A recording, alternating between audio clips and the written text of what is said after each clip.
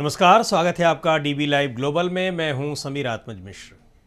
कभी विज्ञान और तकनीक के क्षेत्र में पूरी दुनिया का नेतृत्व करने वाले यूरोपीय देश और अमेरिका अब एशियाई देश चीन से काफ़ी पिछड़ते नजर आ रहे हैं। जी हाँ, अंतर्राष्ट्रीय विज्ञान के क्षेत्र में चीन अब काफ़ी आगे निकल चुका है। ये बात एक नए अध्ययन से पता चली है, जिसमें यह भी कहा गया है कि चीन न सिर्फ विज्ञान और तकनीक बल्कि अनुसंधान यानी रिसर्च के प्रमुख क्षेत्रों में भी इन देशों से आगे निकल रहा है और रिसर्च का एजेंडा तय कर रहा है। विज्ञान से संबंधित एक पत्रिका है proceedings of the national academy of sciences यानी PNAS। इस पत्रिका ने एक सर्वे प्रकाशित किया है जिसके मुताबिक साल 2023 तक अमेरिकी और चीनी वैज्ञानिकों ने मिलकर जो शोध कार्य किए, उनमें से करीब आधे शोध कार्यों का नेतृत्व चीन के ही वैज्ञानिक कर रहे थे। ये एक ऐसा ऐतिहासिक आंकड़ा है जो विज्ञान और शोध के क्षेत्र में चीन के तेजी से बढ़ते प्रभाव को दिखाता है। यही नहीं, प्रमुख अंतर्राष्ट्रीय मुद्दों की जब बात आती है तो अक्सर चीन ही अनुसंधान का एजेंडा तय करता है। पत्रिका ने करीब 60 लाख शोध पत्रों का विश्लेषण किया, जिनके आधार पर बताया है कि 2023 में अमेरिका चीन के संयुक्त शोध कार्यों में 45% में चीनी वैज्ञानिकों ने नेतृत्व किया, जबकि 2010 में यह आंकड़ा 30% था।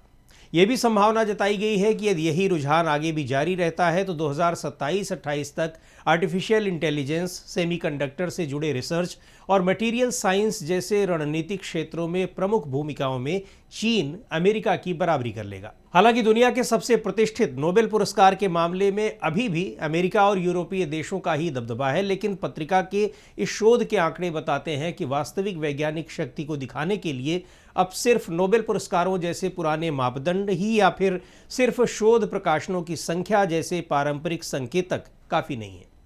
चीन की वैज्ञानिक तरक्की और प्रभाव को मापने के लिए अब दूसरे नए मानदंडों का उपयोग किया जा रहा है। हालांकि वैज्ञानिक प्रकाशनों के मामलों में भी चीन आगे है। नई G20 रिसर्च और इनोवेशन रिपोर्ट के मुताबिक करीब 9 लाख वैज्ञानिक प्रकाशन चीन से प्रकाशित हो रहे हैं। यह आंकड़ा 2015 की तुलना में 3 गुनी बढ़ोतरी को दिखाता है। नेचर इंडेक्स मेडिकल और नेचुरल साइंस की 150 महत्वपूर्ण पत्रिकाओं का मूल्यांकन करता है। इसमें चीन ने अमेरिका को काफ़ी पहले ही पीछे छोड़ दिया है। नेचर इंडेक्स द्वारा जिन 10 प्रमुख संस्थानों की पत्रिकाओं में छपने वाले शोध पत्रों का मूल्यांकन किया जाता है, उनमें से 7 चीनी संस्थान हैं। वहीं करीब 20,000 वैज्ञानिक संस्थान होने के बावजूद पश्चिमी देशों के लिए ये स्थिति कमज़ोर नजर आती है।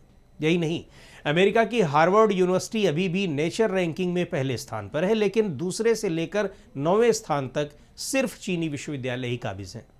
अमेरिका का मैसाचुसेट्स इंस्टीट्यूट ऑफ टेक्नोलॉजी यानी MIT 10वें स्थान पर है।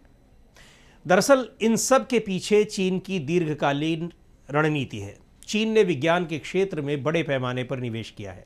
इसे अपनी विकास रणनीति का मुख्य आधार बना दिया है। चीन अब अपने शोध कार्य को अंतर्राष्ट्रीय सहयोग के लिए ज़्यादा खोल रहा है और इस साझेदारी को सक्रिय रूप से व्यवस्थित कर रहा है।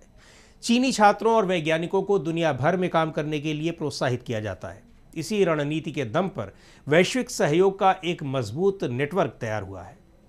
चीन खासकर तकनीकी उद्योगों में भारी निवेश कर रहा है। वो अपनी बुनियादी ढांचा परियोजना बेल्ट एंड रोड इनिशिएटिव यानी BRI का इस्तेमाल शिक्षा के निर्यात के लिए भी कर रहा है। इस रणनीति के तहत अरबों डॉलर खर्च करके वैश्विक प्रतिभाओं को चीन की ओर आकर्षित किया जा रहा है और दुनिया भर में कनेक्शन बनाए जा रहे हैं। PNAS पत्रिका के अध्ययन के मुताबिक दुनिया भर में विज्ञान कूटनीति का जानबूझकर एक हथियार की तरह उपयोग किया जा रहा है और चीन इसमें आगे निकलता दिख रहा है। तेजी, रणनीतिक निवेश और केंद्रीय रूप से नियंत्रित नेटवर्क ये चीन की बड़ी ताकत है। यही वजह है कि इंजीनियरिंग, इलेक्ट्रॉनिक्स, मटेरियल साइंस, भौतिकी और रसायन विज्ञान जैसे क्षेत्रों में चीन के शोध नतीजे न सिर्फ बेहतरीन हैं, बल्कि उन्हें वैश्विक स्तर पर सबसे ज़्यादा मान्यता यानी हाई साइटेशन रेट भी मिलती है। लेकिन इसका एक दूसरा पहलू भी है। चीन के संस्थानों पर सख्त केंद्रीय नियंत्रण की वजह से कई नुकसान भी हैं। शोध के कई क्षेत्र में चीन के पास मौलिक और असाधारण रिसर्च की कमी है। साथ ही वहाँ विज्ञान में पूरी तरह से आज़ादी का भी अभाव है। दरअसल सफलता को तो नियंत्रित तरीके से आगे बढ़ाया जा सकता है, लेकिन रचनात्मकता को नहीं। इस संबंध में अमेरिका अभी भी चीन और यूरोप की तुलना में काफ़ी आगे है, क्योंकि वहाँ की नई खोज और इनोवेशन की संस्कृति विकेंद्रीकृत यानी डिसेंट्रलाइज्ड है और कंपनियों द्वारा संचालित होती है। इसके अलावा अंतर्राष्ट्रीय शोध सहयोग के लिए समय मुश्किल होता जा रहा है। अमेरिका और यूरोप चीन को एक रणनीतिक प्रतिद्वंद्वी के रूप में देखते हैं। आर्टिफिशियल इंटेलिजेंस के मामले में अमेरिका अब भी सबसे आगे है, लेकिन चीन भी तेजी से आगे बढ़ रहा है। डीप सीक लैंग्वेज मॉडल इस बात का प्रमाण है कि चीनी कंपनियां कितनी तेजी से और कम लागत पर तकनीक को बाजार में उतार सकती हैं।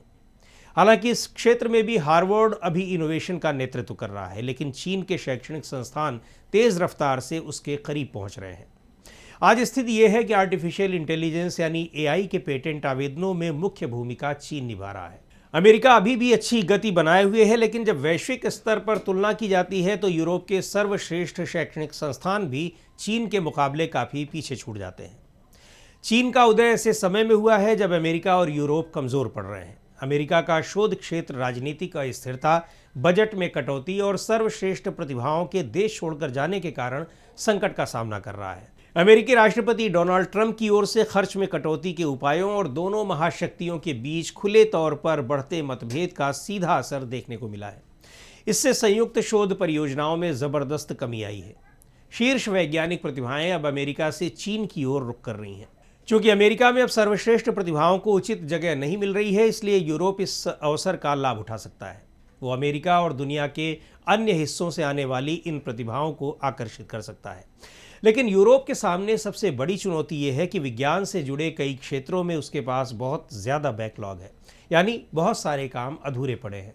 इससे भी बड़ी समस्या ये है कि राष्ट्रीय संवेदनशीलता या आपसी प्रतिबंधों के कारण यूरोपीय संघ के अंदर यूरोप के बाकी हिस्सों में भी बड़े बदलाव की कोशिशें अक्सर असफल हो जाती हैं। चीन का अविश्वसनीय और तेज़ गति से आगे बढ़ना वैश्विक अर्थव्यवस्था और भू राजनीतिक संतुलन को पूरी तरह से बदल रहा है। जहां चीन अब अंतर्राष्ट्रीय शोध एजेंडे की दिशा तय कर रहा है, वहीं यूरोप भविष्य की प्रौद्योगिकियों की इस महत्वपूर्ण दौड़ में लगातार पिछड़ता जा रहा है।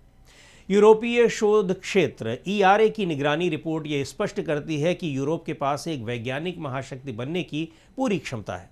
यह क्षमता तभी साकार होगी जब वो एक लक्ष्य के साथ काम करे, साथ ही सभी संसाधनों को एक मंच पर इकट्ठा करे जिससे वो चीन और अमेरिका के साथ सीधे मुकाबला कर पाए। 16वीं शताब्दी के आखिर में इंग्लैंड में एक दार्शनिक थे, सर फ्रांसिस बेकन। उनका एक मुहावरा बड़ा चर्चित हुआ था, साइंटिया पोटेस्टास एस्ट, यानी ज्ञान ही शक्ति है। बेकन ने यह बात उस वक्त कही थी जब उनका देश इंग्लैंड विज्ञान की शक्ति और साम्राज्य की शक्ति दोनों में दुनिया का नेतृत्व कर रहा था। बेकन का यह कहने का मकसद ये भी था कि उनका देश इस वक्त ताकतवर है तो उसके पीछे सबसे बड़ी ताकत ज्ञान यानी नॉलेज की ताकत है। बेकन का यह सिद्धांत आज भी पूरी तरह से सही है और चीन यदि ज्ञान के क्षेत्र में आगे निकल रहा है तो निश्चित तौर पर ताकत के क्षेत्र में भी उसका विस्तार और विकास किसी से छिपा नहीं है।